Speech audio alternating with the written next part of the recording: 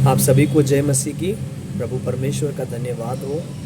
प्रभु भला है और मेरा विश्वास है आप सब भले चंगे होंगे, क्योंकि खुदावन हमें कभी नहीं छोड़ेगा। हालेलुया।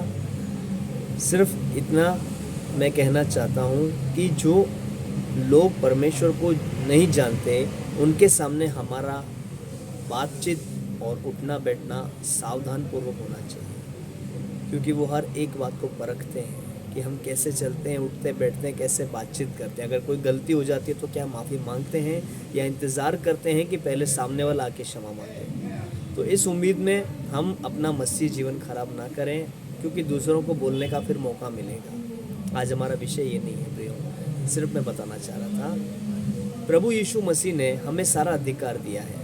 कितने लोगों को ये पता है या कितने लोग जानते हैं या सभी जानते हैं, और कितने लोग इसको मानते हैं, ये महत्वपूर्ण है। क्योंकि विश्वास तो बहुत लोग करते हैं, पर जानते कितने लोग हैं। क्योंकि बाइबल बताती है कि दुष्ट आत्मा भी विश्वास करती है कि यीशु ही प्रभु है। हालेलुया। दुष्ट आत्माएं भी विश्वास करती है और थर थर कांपती है, वचन में लिखा है। तो विश्वास तो सभी करते हैं, शैतान भी पता है, विश्वास करता है, उसको भी पता है कि यीशु प्रभु है, परमेश्वर का पुत्र है, और वो हमारे लिए मरा और जी उठा।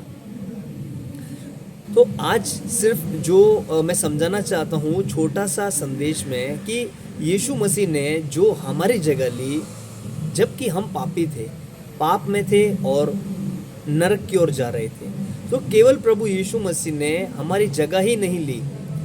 सबसे पहले यीशु मसीह ने हमारी जगह ली, हमारी जगह वो मरा, हमारी जगह पे उसने सारे वो पाप और श्राप ले लिए क्रूस कलवरी पर। और जब मसीह जी उठा, तो जी उठने के बाद उसने हमें अपनी जगह दे दी। कैसे? बाइबल बताती है प्रियो कि तुम परमेश्वर की संतान हो, और प्रभु यीशु ने भी कहा कि जहां मैं रहूं अवश्य है कि वहां तुम भी रहो। हालेलुया। एक ही मेज पर खाएं पिए स्वर्ग में यीशु मसीह के साथ, उस बड़े भोज में शामिल है हम लोग।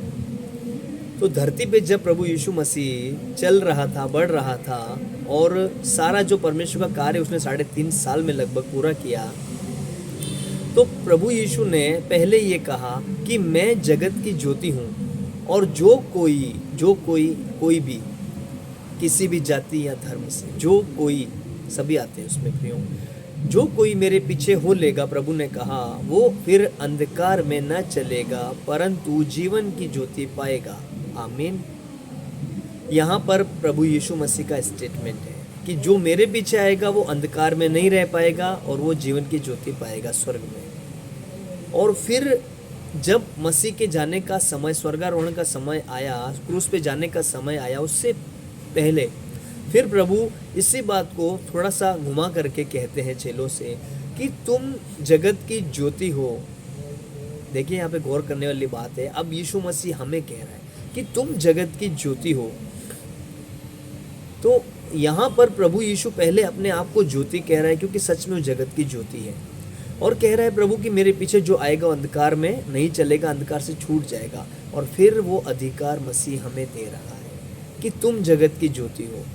तो यही बात हमारे पर भी लागू हो रही है कि जो कोई हमारे पीछे, यानी कि मसीह के पीछे चल रहे, तो जो कोई हमारी बात मान के, वचन पे विश्वास करके चलेगा, हमारे पीछे हमारे साथ चलेगा, तो वो अंधकार में न चलेगा परंतु जीवन की ज्योति पाएगा। प्रियो, एक बलिदान को छोड़, क्योंकि जो पवित्र बलिदान पाप को ख़त्म करने के लिए चाहिए था, वो केवल यीशु मसीह ही दे सकता था, क्योंकि हम में वो योग्यता नहीं है प्रियो।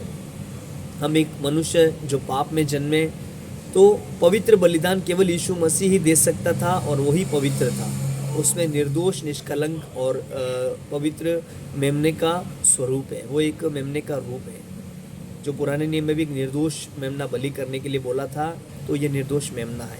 और बलिदान को छोड़ बाकी हर एक चीज़ में यीशु मसीह ने हमें अपनी जगह दी है। चाहे आप धरती की बात करें, चाहे स्वर्ग की बात करें, बाइबल बताती है कि हम पृथ्वी पर मसीह के जैसे हैं, मसीह के स्वरूप में हैं। और फिर यूहन्ना की पत्री जो 1, 2, 3 यूहन्ना है, बहुत जगहों पर उसमें लिखा है कि तुम परमेश्वर की संतान हो, अभी प्रकट नहीं हुआ, अभी क्या कुछ होगे, और परमेश्वर तुम में बसता है, तुम उसके मोल लिए गए हो और मसीह के जैसे हो। जब मसीह प्रकट होगा तो उसके जैसे तुम दिखोगे, जैसा वो है वैसा ही उसको देखोगे, और वैसे ही तुम भी दिखाए जाओगे। हालेलुया। तो महिमा सहित जब मसीह आएगा तो हम भी उसके साथ महिमा के साथ प्रकट किए जाएंगे। तो कहने का मतलब जब मसीह धरती पे था तो उसने अपना सिर्फ बलिदान के द्वारा कार्य पूरा किया। उसके बाद बलिदान को छोड़कर जो केवल मसीह दे सकता था उसने दिया। बाकी हर एक चीज़ में मसीह ने हमें अपना अधिकार दिया है। तो आज हम मसीह की जगह में हैं। हम यहाँ पे कार्य कर रहे हैं, धरती पे प्रार्थना कर रहे हैं, सुसमाचार दे रहे हैं, चर्च चला रहे हैं, जो भी कर रहे हैं तो मसीह का कार्य कर रहे हैं। तो आज प्रभु ने अपना बलिदान के अलावा हर एक चीज़ में हमें अधिकारी बना दिया है। अब हम जगत की ज्योति हैं कि जो प्रभु यीशु मसीह का अधिकार था धरती पे, वो हमारा अधिकार धरती पे है।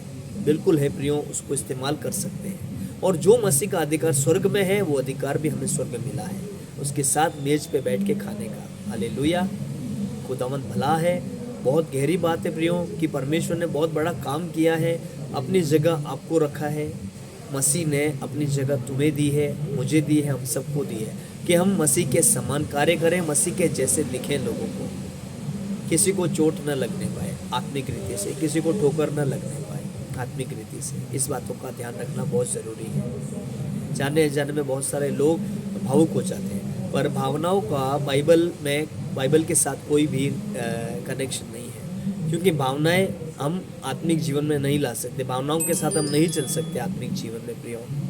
इसीलिए मनुष्य, बहुत सारे लोग भावुक होकर दया करते हैं और जो काम नहीं करना होता बाइबल के अनुसार वो भी कर जाते हैं और फिर फंस जाते हैं। तो इसीलिए भावनात्मक नहीं होना है। हाँ, दया करनी है। दया और भावना दोनों अलग अलग चीज़ें हैं। देखिए फ़र्क है। दया यानी मसीह का जो वचन है, मसीह का इसकी शिक्षा है, प्रभु की, परमेश्वर की जो दया है।